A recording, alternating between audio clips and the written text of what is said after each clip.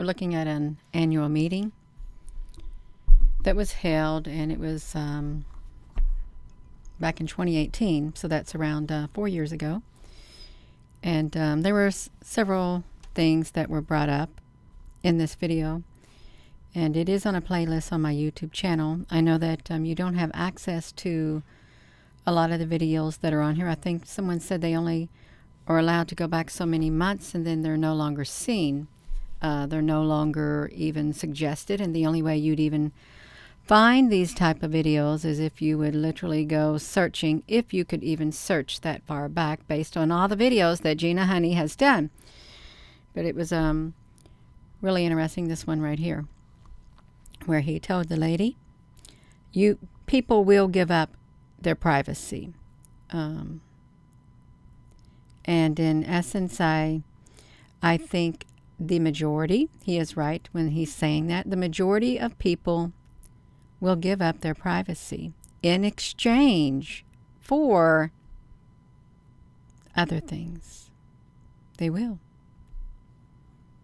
So I want to come over here. I want to take you over to the video that's on my YouTube channel. The last comment was from, it's been over 7 months ago. The last comment was made. Thank you for watching. I think we have people in here. I don't know. I know my channel is kind of, somebody's got the brakes pushed on Gina's channel. They do. They do. I'm just being honest with you. They most definitely do. Let me come over here. You can see the brakes are pushed on, and boom, you see this. Excuse me, we're 153.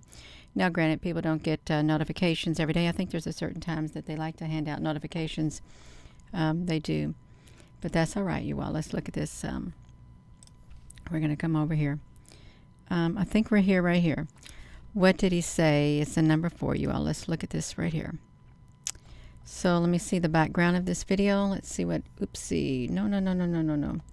Let me see the background of this video. It's, you may want to hear what he has to say. It's the World Economic Forum, the WEF. One of the spokespeople was interviewing this gentleman right here 4 years ago. There goes my voice trying to go out on me. Imagine that. 4 years ago at the World Economic Forum. Perhaps I need to put that in here. Let me put this back to me. If you're just tuning in, let's put in the World Economic Forum, the WEF. WEF. There we go. Boom, we got it. Yes, we got it now. And thank you for my silent viewers on here. You can see we got a lot of silent viewers on here, silent comments and stuff, because this is a taboo subject also to speak about. That's all right, you all. We live in a world that's been turned upside down. We really have. So let's get over here. Let me fix this. Let's listen to this. If you're going to just tune in, we're going to listen to it regardless. I got to make sure, you all. Let me make sure the media is playing. I got to get it all figured out. So I've got to make sure the audio output is set. Audio output capture. Monitor and output. Okay. Input. Audio input. That's me. Active. All right. I think I've got it going. I do. I think I do. I think I got it. Let's get over here. Let me say, Gina, honey, can you please get right to it? Yes, I will. I'll get right to it. Oopsie. No. I can't shrink this down. Okay, let's watch it. Did I just hear him say what he said? Do you see China as a place where this type of digital dictatorship is most likely to emerge? Israel is building a real total surveillance regime in the West Bank, which is something we haven't seen anywhere, almost anywhere in history before. This is now 4 years ago. If you're just tuning in, this video right here, it is 4 years ago, even though it will say 3 years ago. It's 4 years ago now. It was back in October of 2021 at the World Economic Forum. Did I just hear him say what he said? Susan.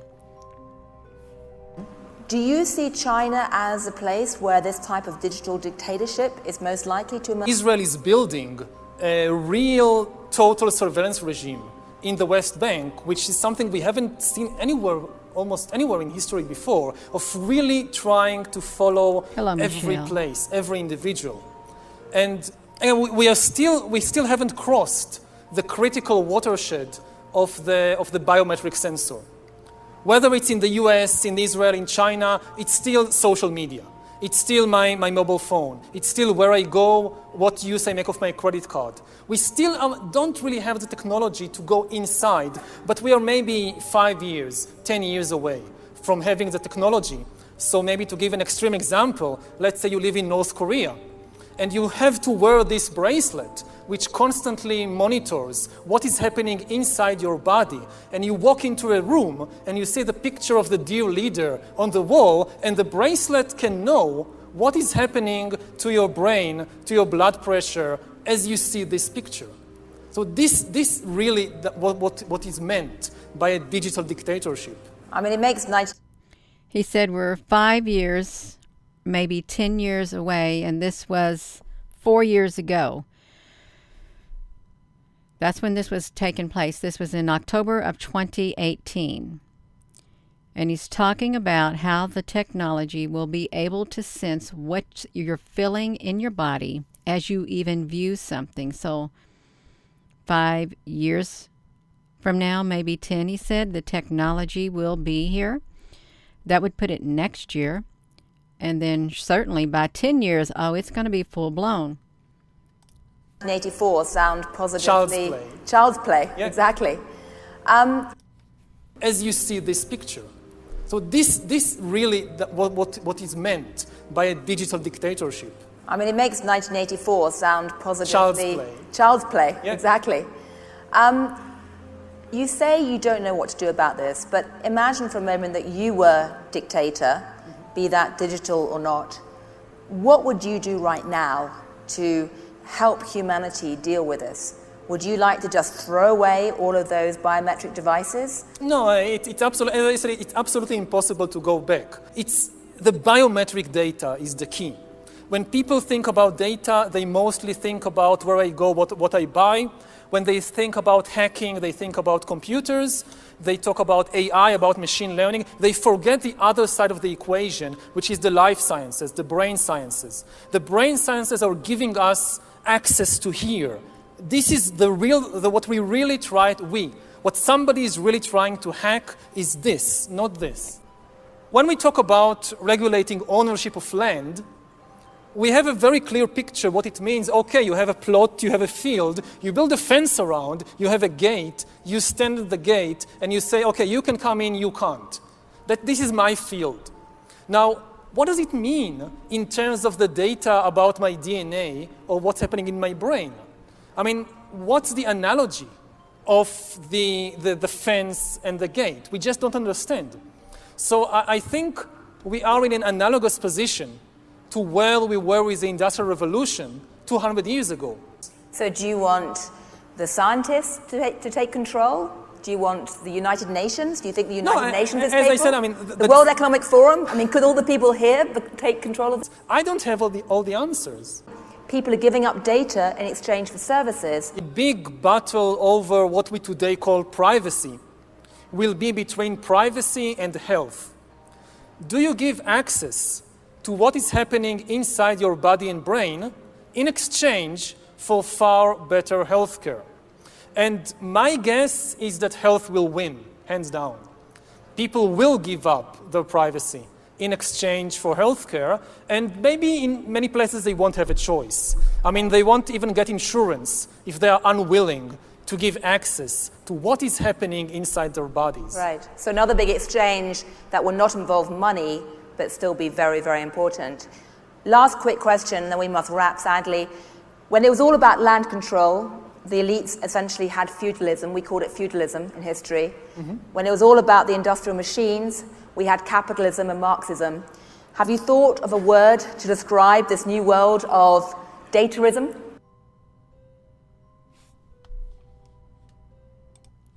Will the future be human? Yuval Noah Harari. Look, the World Economic Forum, this is when I took the screenshot, 666,000 subscribers at that moment. What can we learn from a history, or what can we learn from a history of the future? Historian Yuval Harari takes us on a journey through the technological development and challenges leaders to develop substantive vision of what it means for society, politics, religion, and ideology. So he is a professor in the Department of History, Hebrew University of Jerusalem in Israel. And this was January of 2018. Let's listen to the rest. Talking about who will take control. For authority to shift away from humans to these algorithms, the algorithms will not have to be perfect. They will just have to be better on average than human beings. It's not inconceivable that, at least in most cases, algorithms will be able to outperform us, and then authority will shift away in decisions like what to study, where to work, where to live, whom to marry. Authority to make these decisions will shift from humans to algorithms. We're giving away our $100 Trump Gold Bar for free. All you have... Did you just hear what he said about that? Have to pay is the shipping. He Million said charges. the authority will be given over to the algorithms. He did. Who you will marry. That's what he said. Who you will marry, where you will work, all of that. Can you hear me? I want to slow it down because it went a little bit too fast at that very end. I'm going to slow down his speaking. Work, where to live, whom to marry. Authority in decisions like what to study, where to work, perform us, and then authority will shift away in decisions like what to study, where to work, where to live, whom to marry. Authority to make these decisions will shift from humans to algorithms. Did you just hear it? Did you just hear what he said? Where you will work, where you will live, what you will study, who you will marry, the authority to make those type of decisions will be shifted over to the algorithms. That's what he said. Yeah, he said that. This was 5 years ago, so that was 6 years ago when he's telling this. He was on the scene. He's the #1 spokesperson telling about the future that was coming, if you all just tuned in. The algorithm will be in control. It will. She was joking. Who will take control? She was joking with him, and he told her who would do it. For authority to shift away from humans to these algorithms, the algorithms will not have to be perfect. They will just have to be better on average than human beings. It's not inconceivable that, at least in most cases, algorithms will be able to outperform us, and then authority will shift away in decisions like what to study, where to work, where to live, whom to marry. Authority to make these decisions will shift from humans to algorithms. We're giving away our From the humans to the algorithms. If you're just tuning in, I'm going to put that the link to that video here in this live stream so you can see it. And he's not joking. He's very serious what he's saying. And again, this is a playlist on what did he say. What did he say? And that's what he said.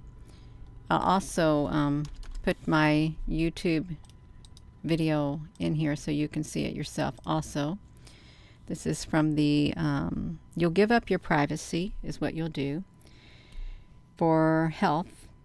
And, you know, I know you think that you might be able to choose your mate or choose the best job to fit you or where you're going to live and all that kind of stuff, but it's going to shift to the algorithms. Right now you have the algorithms that, you know, suggest, you know, what you might want to, a video that you might want to watch based on what you have been watching, or maybe a place that you might want to go based on the place that you have been. It makes suggestions, and it's pretty spot on, you all. Yeah, pretty spot on.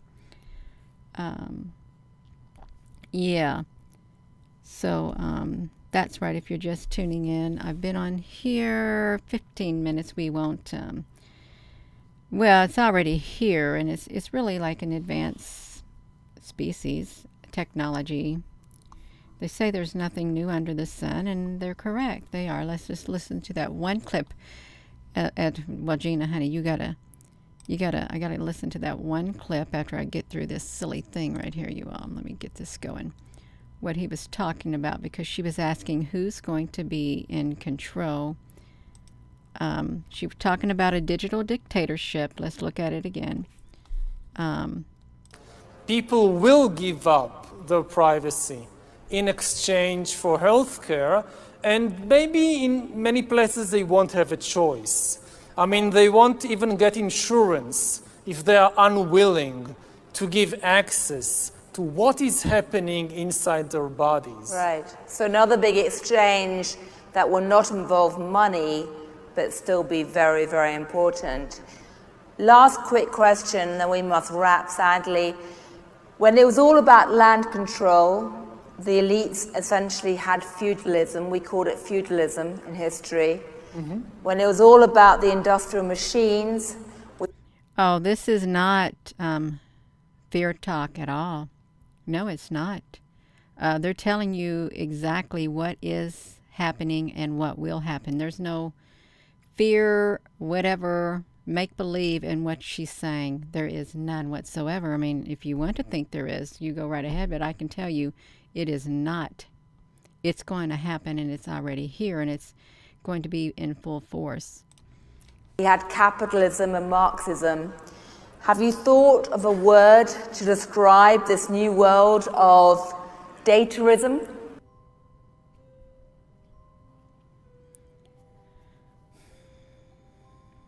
For authority to shift away from humans to these algorithms, the algorithms will not have to be perfect. They will just have to be better on average than human beings. It's not inconceivable that, at least in most cases, algorithms will be able to outperform us, and then authority will shift away in decisions like what to study, where to work, where to live, whom to marry. Authority to make these decisions will shift from humans to algorithms. And there you have it. Just like that. It's a playlist that I have. You can see the playlist right here. What did he say playlist? You can go down here, and I have him on several of my videos, and I have some other people on several other videos. You can go look at that playlist in case, you know, you want to see what else he had to say, because he's got a lot to say, and he's been given a platform by the World Economic Forum, and he is like their spokesperson in this particular area. I'm just telling you the truth. I am. So don't shoot the messenger, and don't get upset with me, and check it out for yourself, you all. He's very prominent. He is extremely prominent, and he means what he says, and he says what he means. He does. That's right. So I'm going to leave it at that. I am. And I am going to go, and if you hadn't seen it, check it out, you all. Check it out. Not a bit fear-based. There's no fear base right here at all. It's all the truth. Okay, are you fearful of the future? Yeah. It's coming, whether you're ready or not. So you better get ready on the inside, you all. You better get strong and stand your ground on the inside and just be prepared. They've been giving you fair warning what's coming. Okay, they have. You can't say that they haven't. They want you to be prepared up here. And yeah, that's right. So I'm going to go. Thank you all for your comments. Thank you, Susan Honey, for being on here. You may not agree with what was said in this video. I may not agree with what was said in this video, but I do agree that it's important to raise awareness. Okay, raise awareness because it can help you to prepare. It can. So with that being said, hello, wherever you are in any part of the world. Hello.